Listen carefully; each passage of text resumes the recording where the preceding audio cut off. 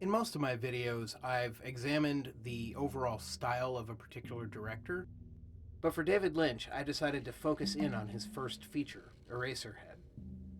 The film is often praised for its abstract visual style, but kind of ironically, there seems to be a solid consensus as far as what the film I'm not means. sure. This interpretation is so widely accepted that it's often just tossed out as a fact, but there's just one problem. The movie itself doesn't support it. So, I guess, welcome to Frame 24, the show that responds to everything you were taught about movies with. Nuh-uh.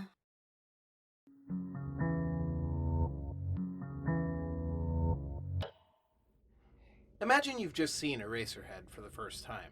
Now, you can either 1. Throw up your hands and declare the whole thing an arty-farty mess, or 2. Assume that the film is really trying to say something and try to figure out what that might be.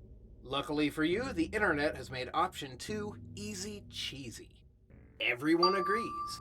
Eraserhead is the story of Henry Spencer, a man who is at best ambivalent and at worst outright hostile to sex and to the responsibilities of marriage and fatherhood. You're on vacation now. You can take care of it for a night. When his wife abandons him, Henry is forced to care for their mutant child alone until one day he snaps and murders it with a pair of scissors. Proponents of this interpretation point to the breakup of David Lynch's first marriage during Eraserhead's lengthy production, and to the fact that his daughter Jennifer was born with clubbed feet. Clearly, Lynch wasn't keen on being married and raising a kid, and he made Eraserhead to express those feelings. Seems pretty straightforward. Okay, well, thank you as always for watching. I hope you enjoyed. Oh wait, never mind, because this is a complete load of bullshit. Look, I'm not saying I'm the anointed master of film criticism, and that I can understand Eraserhead to a depth that you mere mortals can only aspire. But it's worth noting that in 2012, Jennifer Lynch told Vice, "I think my biggest fear throughout my life was that I wouldn't see enough of my father, and he's been very good at making sure that never happens." To me, that suggests that whatever Henry Spencer's views on parenting might be, David Lynch was happy enough being a dad. Moreover, in his book Catching the Big Fish, Meditation, Consciousness, and Creativity, Lynch refers to Eraserhead as my most spiritual movie, a lofty description for a film about how much of a drag it is being married with children. So, maybe the film's about something more? Most importantly, Lynch has stated unequivocally, It's up to, whoever's writing or whoever's viewing to make up their own mind. anyone can theoretically reach a valid interpretation even if it differs from the one the filmmaker intended. You don't need anything outside of the work. Any knowledge you have of the director's life outside the movie is irrelevant. Only the film itself matters. The thing is, when we focus on the content of Eraserhead, it just doesn't support the consensus interpretation of a man trapped by the strictures of family life. So let's look at each piece of the common analysis and see if an alternative perspective presents itself. I'll fuck anything that moves! According to some analyses, there are 3 sex scenes in Eraserhead. The abstract opening, which represents the baby's conception and birth, a late-night session between Henry and his wife Mary, and a bizarre rendezvous with a beautiful girl across the hall. To me, though, only the last of these seems to really qualify. First of all, the presence of this unambiguously sexual scene suggests that Lynch wouldn't have couched the other scenes in such abstract terms if the real point of them was, Henry and Mary take the 4:15 train to Boneville. Secondly, while there are images in each sequence that could be interpreted as sexual, if we widen our perspective by, actually watching the scene that they're in, we realize that this interpretation quickly loses ground. The film opens with the mysterious planet floating in space within and behind Henry's head, probably representing his inner world. As the man in the planet works his levers, a worm-like creature crawls out of Henry's mouth and falls to the ground. Now, the consensus view says that the worm thing splashing into the puddle represents impregnation, and the subsequent journey through the tunnel is birth. But I feel like this ignores the running motif of openings that appears throughout the film. To me, the tunnel represents a passage from the interior planet into the exterior world of tangible things. When we pass from the dark tunnel into blinding white light, the first thing we see is Henry's face, wearing its perpetual quizzical expression. It's as if something has caught his attention and he's trying hard to make sense of it. As the film will show us time and time again, Henry has an unusual perspective on the world, which doesn't always make sense from the outside. And I think that's really what these abstract images are setting up for us. Sorry, Boneville. The second sequence occurs after Henry and Mary have moved into his apartment with their disfigured baby. Henry awakens in the night to find Mary apparently having a seizure of some sort. To his horror, he discovers a bunch of the worm things in the sheets between them. He yanks each one out and throws it across the room. Now, some commentators see this as Henry frantically trying to keep sperm away from Mary's womb post-coitus. But there's literally nothing in this scene that could be construed as sexy times. Mary hogs the bed and makes disgusting noises in her sleep. Henry gets annoyed. The thrashing starts. That's it. Although, as long as we're on the subject, nothing gets my motor humming faster than the squeaky sounds of a jiggling eyelid. Oh yeah. Moving right along, the crux of the argument is that Henry resents his responsibilities as husband and father. But this is even more easily countered by the film's content. When Henry first shows up for dinner at Mary's parents' house, he makes it clear that it wasn't him who broke up their relationship.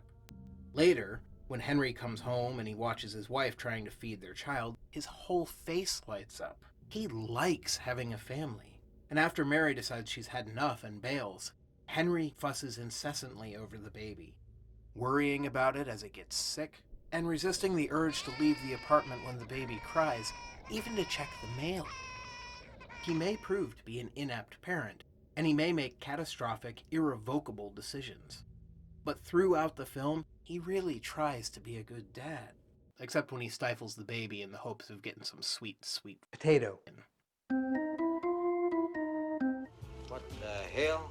Okay, but if Eraserhead isn't about how much Henry Spencer hates being a family man, what is it about? Early in Catching the Big Fish, David Lynch writes that cinema can say things, big, abstract things. You can express a feeling and a thought that can't be conveyed any other way. So what happens if we re-examine the more abstract parts of the film not as a series of literal events, but as abstractions, as ideas expressed through cinema? In the film's opening, something is sent from Henry's innermost self into the exterior world. It might indeed be sperm, his contribution to the baby's conception. Or it might just be an abstract, a something with a capital S, once hidden deep inside, but now forced out into the open by the man in the planet. Whatever it is, it's outside now, and Henry is going to have to face the consequences. Apply the same abstract framework to the scene with Mary convulsing in the bed, and we move a little bit closer to understanding. Henry is not trying to prevent another pregnancy. He's trying to get rid of the parts of his wife that are driving him crazy. Or maybe, considering he pulls the worm things from the middle of the bed, it's the negativity building up between them that he wants to destroy. Maybe that's what the worm things represent. The dark, ugly, confusing things we can't accept in ourselves or other people. And if that's true, then the scenes involving the lady in the radiator make more sense as well.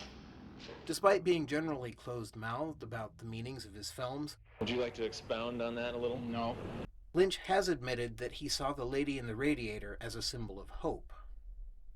But I don't believe, as others have suggested, that the hope she offers is a world without the encumbrance of children. It's actually a world where the dark things inside the self disappear. In heaven, everything is fine. You've got your good things, and I've got mine.